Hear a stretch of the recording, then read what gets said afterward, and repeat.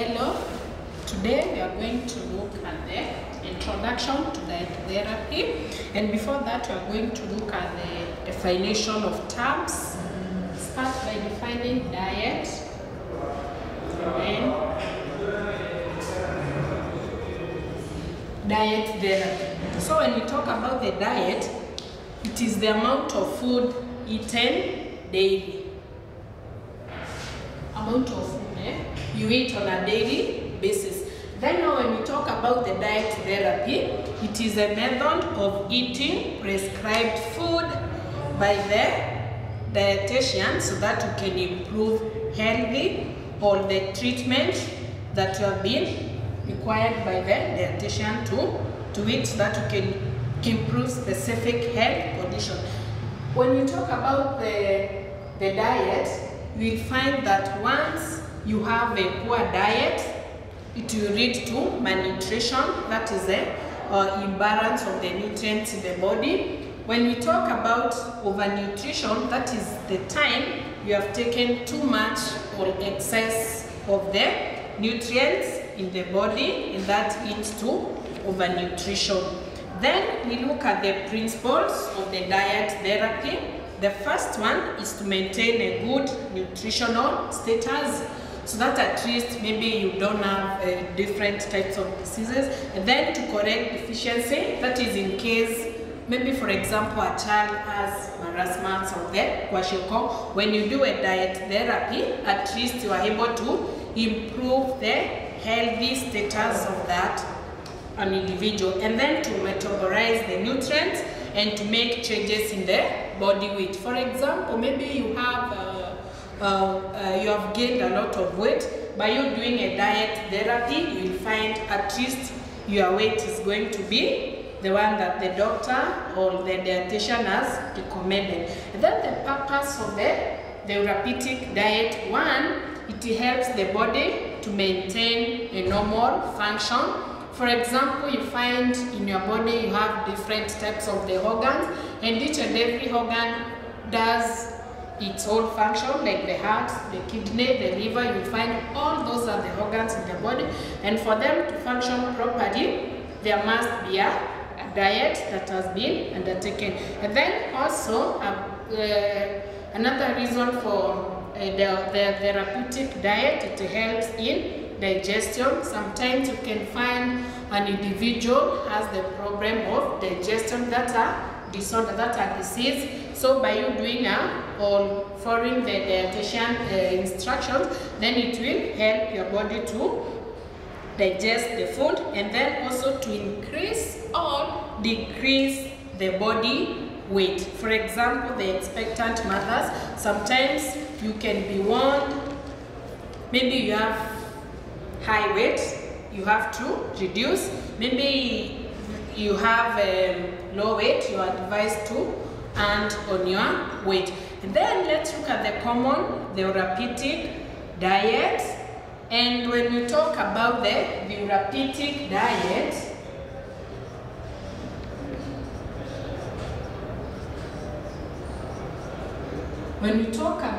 therapeutic diet, it is a meal that controls the intake of a certain food or the nutrients.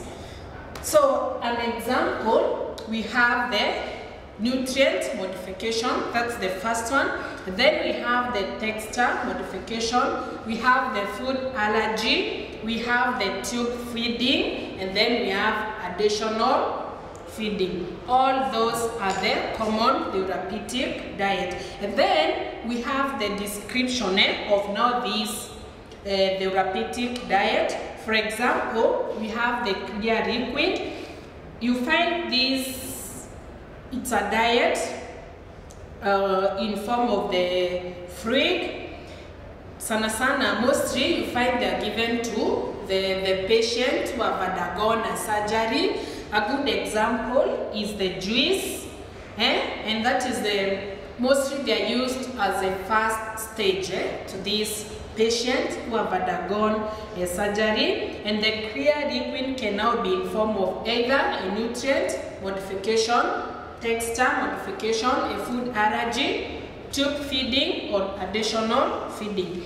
And then remember, when we talk about the first stage, you should not give this diet for a longer period of time because it does not provide enough calories and the nutrients to this sick person. You can imagine, because you have been done surgery, your food is always juice.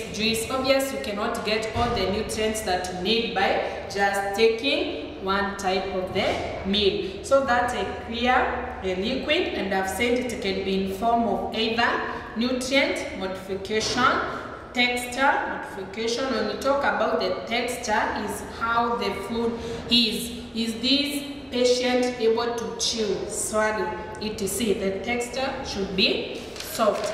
And then the other one is the full liquid diet.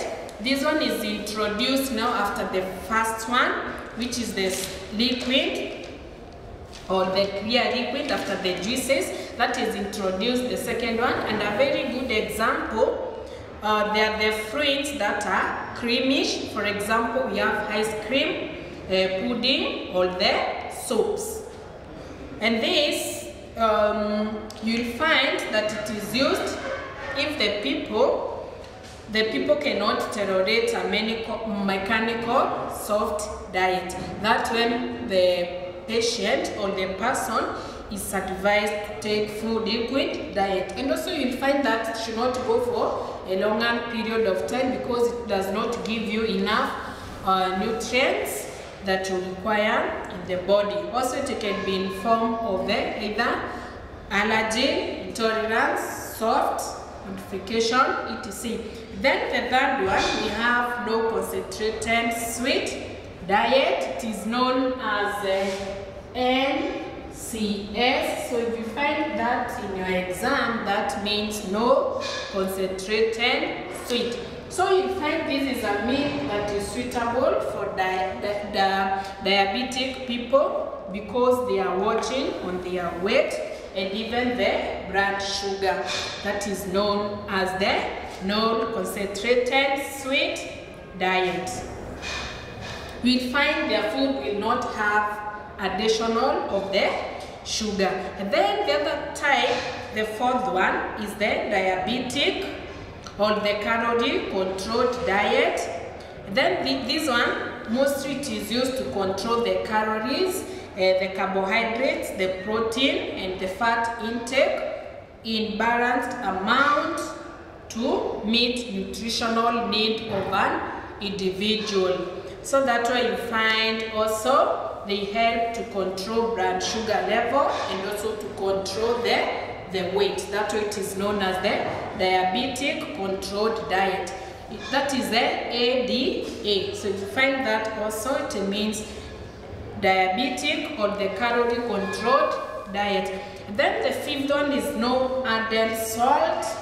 That is NAS diet. NAS diet. That means the food should not, or the diet should not be added any salt. So you're supposed to eat the food or the meal which has no salt. That is the no added salt. And then we have low sodium LS diet. LS diet, meaning low sodium diet. And that means the food which is salty should be avoided.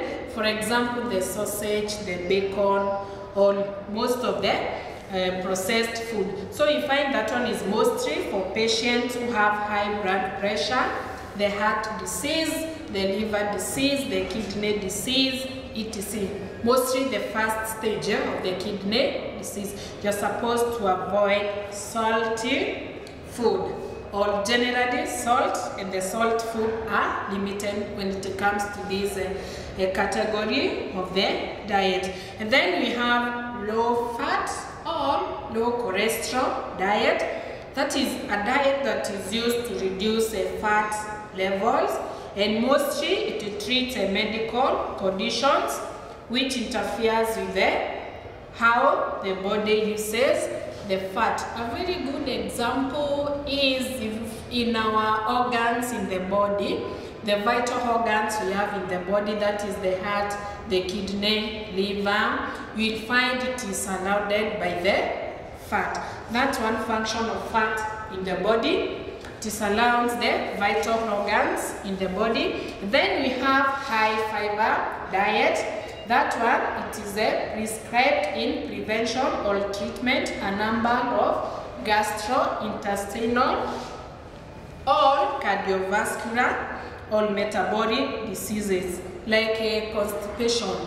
That's a very good example. You find you have constipation, it's because you have not taken a food of a high fiber. And a very good example of the sources of the food that contains fiber, we have fruits, vegetables, bread, cereals, etc. Those are examples. You can monitor your diet by having at least that if you does not have a good fiber in your body. Then the other one, we have the renal diet, and this is mostly for the kidney patients or those people who have problem with their kidney. So their diet, you will find it will restrict you from taking the food which has more of the potassium or the sodium. Then we also have the pureed diet. Pureed diet, just from the term puree, you can either use a blender to ensure that the food is of a good texture so that the person or the sick person is able to chew and swallow the food. Mostly this is for the patients, maybe you have who had accident, then maybe they have been done a surgery. So you find they need the food which is soft, that at least they can be able to chew and they'll be able to swallow. Also, you will find someone who has end injury, maybe the person got a stroke, that condition is known as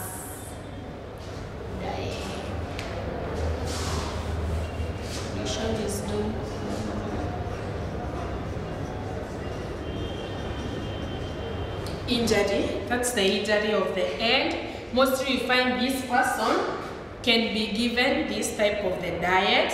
Maybe the person has a tumor in the brain, the person had an accident, he was injured the head, or generally the stroke.